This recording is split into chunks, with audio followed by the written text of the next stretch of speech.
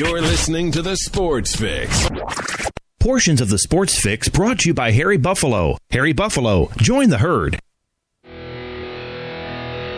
Sports Fix listeners, don't wait all day or all week to get in on the fun. The party doesn't stop when we go off the air all week long. The Sports Fix social media sites are your one-stop shop for all things Cleveland sports. Jump over to Facebook.com/TheSportsFix, Facebook.com/TheSportsFix, and become a fan today because we love fans and they create some of the best sports talk in town, Daddy. You'll enjoy talking to your fellow Cleveland sports fans on the Sports Fix fan page. And if Twitter's your thing, well, you know how we do it. Tweet with us at TheSportsFixCLE. It's that simple. Twitter.com/TheSportsFixCLE, baby. Chat live with the crew during all your favorite Cleveland sports events, tickets and contests and trivia and so much more. Get with us today, The Sports Fix on social media, Facebook.com/TheSportsFix. Tweet with us at TheSportsFixCLE. Join The Sports Fix on Facebook and Twitter today. Hi, I'm Hector Marinero. You're listening to The Sports Fix. Live in Ohio, it's time to get your fix. The Sports Fix.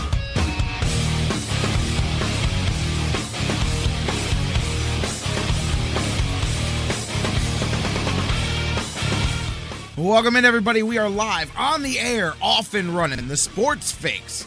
Across the Sports Fix Radio Network, J-Rock with you guys. Jerry Myers kicking things off, opening the microphone, and we've got a lot to get into today in a short amount of time. Today, curse of death. Here we go, coming right here. So get ready for a 6-hour show. Today, a shorter show. We're going to compact this thing down because the next 2 days are pretty big. There's a whole lot going on. We've got an extra large-sized edition of the Sports Fix coming your way tomorrow because we've added Eddie Jansen to the slate so we can preview the Cavs. Big day. Got an email from the Cavs. They've got all kinds of things, giveaways planned, not just for the season, but for tomorrow, too. And people going tomorrow are definitely getting their money's worth out of that ticket price for sure. We'll talk about that in a little bit. But we've got big shows Thursday and Friday. So today, planned on being a shorter show. Dan Wismar from the Cleveland Fan. He's going to join us just about 30 minutes from now. And he's with us every Wednesday, of course,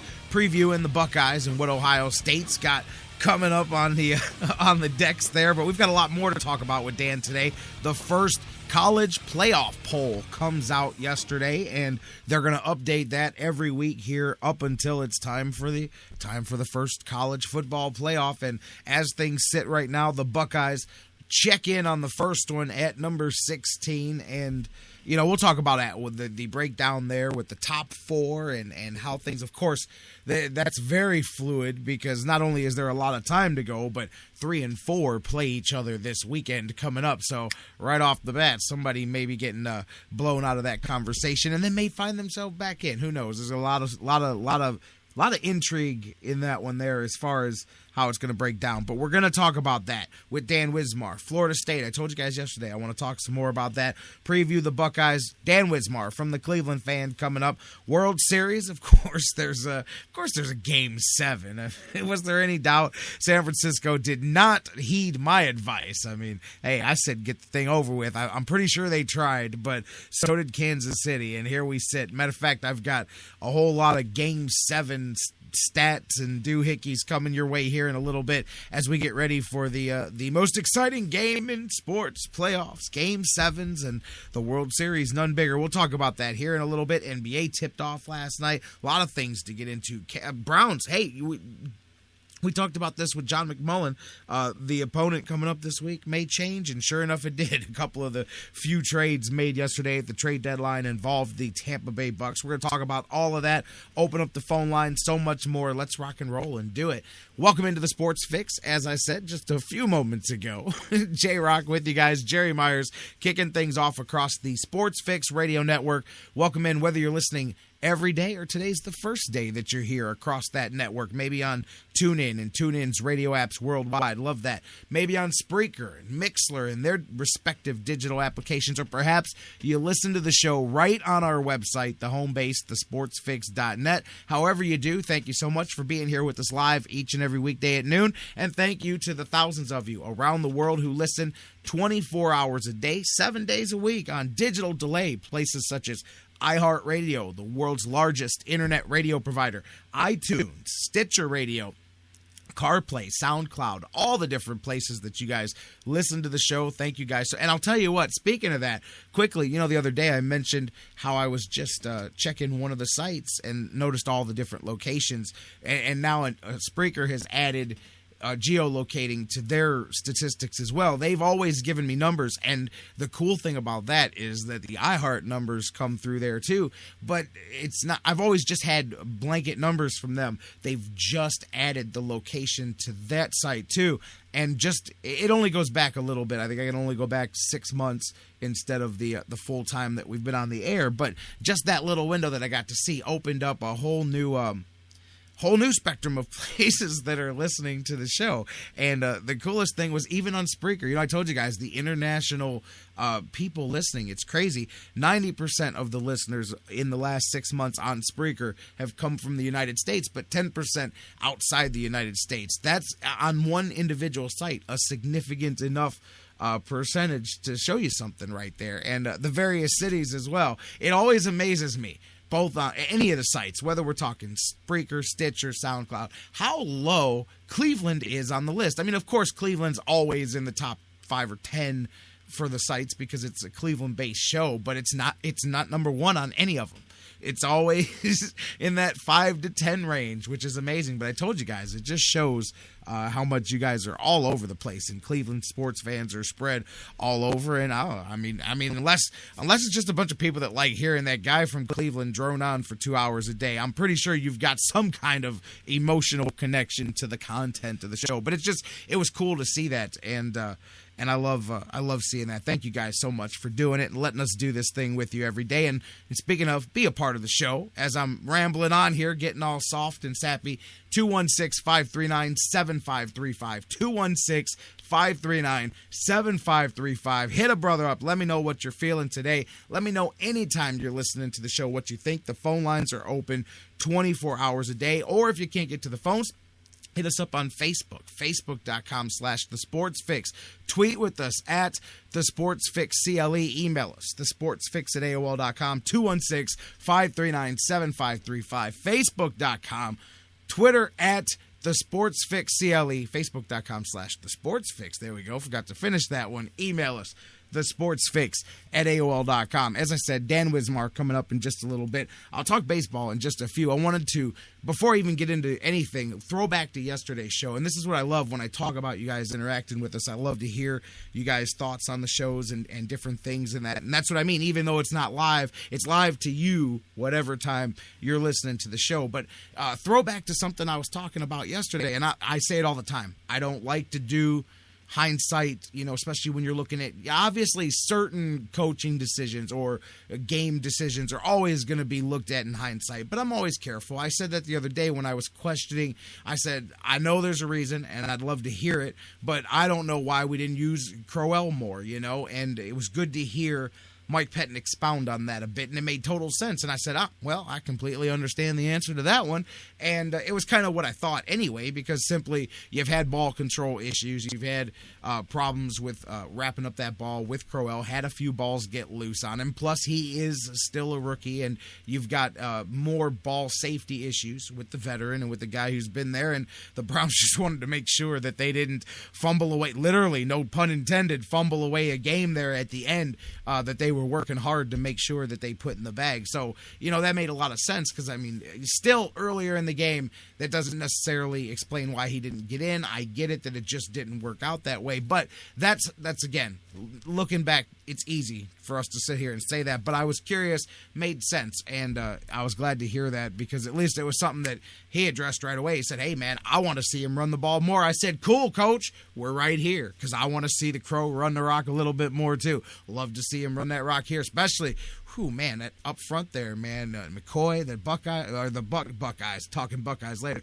The Buccaneers, that's going to be a immovable force, irresistible object. I'd like to see those two beasts kind of punch each other in the mouth, not literally, but figuratively there in that game. Speaking of Tampa, John McMullen hit the nail right on the head Monday, you guys, when he said, looking ahead to Tampa, the Browns may have to reevaluate a bit because Tampa's one of those teams with the trade deadline looming, and yesterday coming up, that would make a deal and probably move a couple of guys out. Sure enough, he hit that right on the head.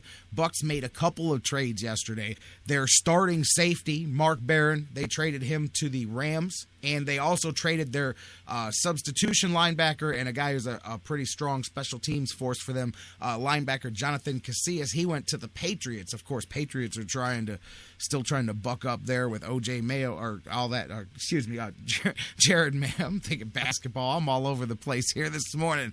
Jared Mayo and the injury to him earlier this month. So two trades there. One, again, it's a backup special teams guy, but, Barron is your starting safety there. That's going to definitely impact a bit there. He was the second leading tackler on Tampa this season here, but he's reportedly had trouble, they say, down in Tampa with Lovie Smith's new system, and so it was a matter of the Rams went out there. I think they sent a couple of draft picks to him, but there you go. John said that on Monday. He said, look for Tampa to make a couple of trades. They didn't end up moving the wide receiver or anything. There was some talk about maybe Vincent Jackson there, but still a couple of deals. That'll change the equation slightly here for the Browns as they start now to focus on Tampa. And we'll start getting ready for that, too, in the next couple of days. Of course, BSK will be here, Kendall Lewis. We've got Friday, Jeff Gorman and Ryan Ruiz here doing the preview thing and all that. But trade deadline, shockingly, passes with no blockbuster moves made here in the NFL once again. And we've already talked about all the reasons for that. But Tampa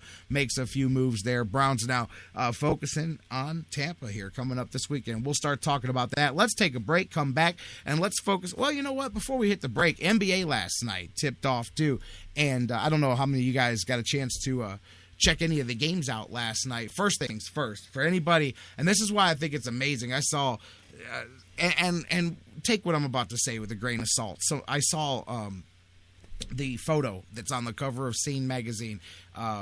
With the Bone Thugs and Harmony spoof album cover for the Cavaliers and Thinking Dynasty, and I chuckled out loud. While the artwork was well done, nothing that I'm saying is against that. Good stuff, really high quality stuff. But just look at last night, and I know we're not talking about a superstar, but we are talking about a young, exciting draft pick there for the Lakers, Julius Randle, just like that. Bam! I mean, it just shows you, and you saw with Paul George. I mean, it's such a fragile deal, just the way the human body goes, that you never bank. I don't know. I laugh at guys that are just putting things in the bank here. We haven't even tipped off opening day yet. But point being, Julius Randle, I don't know if you guys saw that last night. First round draft pick there for the Lakers, breaks his leg, broken tip of his tibia last night in the opening game of the season, and just like that, changes the course of a season for a player, for a team. Those are the things, that you always got to keep your eyes on. You hate to see that, especially in the first game of the season. You could see even Kobe Bryant shook up a bit. You could see on the faces just on the court, crowd, teammates, everybody.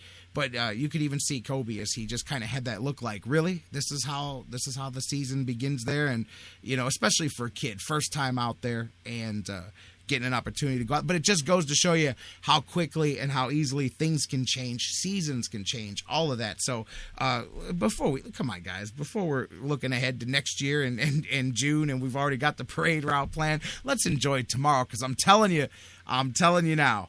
I'll get into it a little bit later in the show, but I got the full scoop from the Cavs in the last few hours about what is all going down tomorrow night.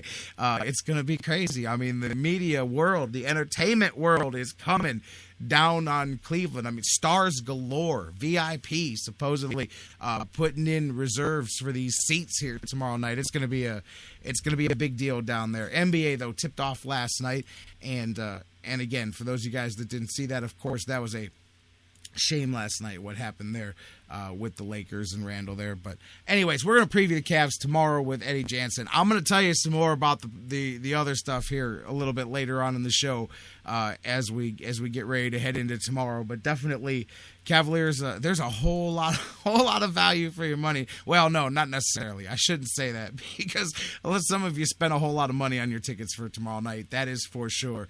But you're going to get a whole lot of value for that ticket coming up tomorrow night. It's going to be something that hasn't been experienced around here in a while.